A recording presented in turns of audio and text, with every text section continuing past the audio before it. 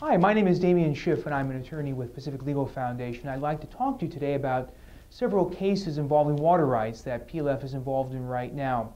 Cases brought by environmental extremists or by the government trying to take away farmers and other people's property rights in water.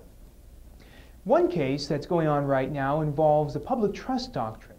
This is a doctrine that came out of the common law that basically says that the government should operate its public lands in a way that is consistent with environmental values.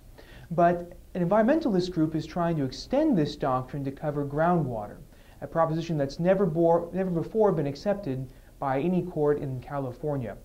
The Pacific Legal Foundation has filed a motion to intervene in this case on behalf of the California Farm Bureau to defend against this expansion of the common law doctrine of the public trust and to defend the rights of groundwater users throughout the state.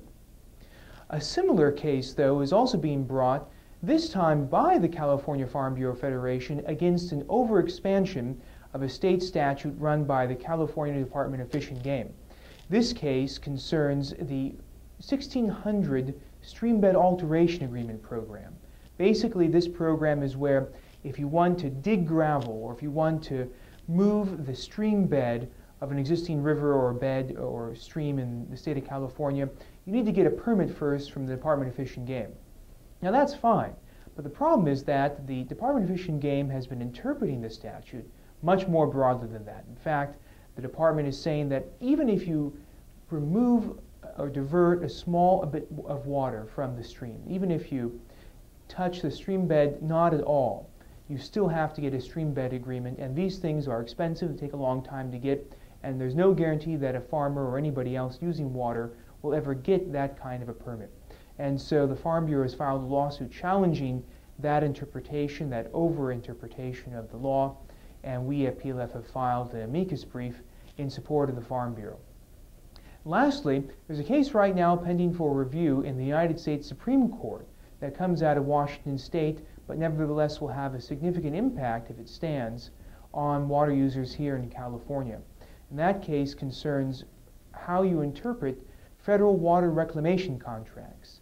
Basically, the case is this. The feds say, even though you water users have been paying for the last 40 years for not just the water you receive, but also paying for the cost of constructing the canals and the reservoirs and all the other stuff that goes into these reclamation projects.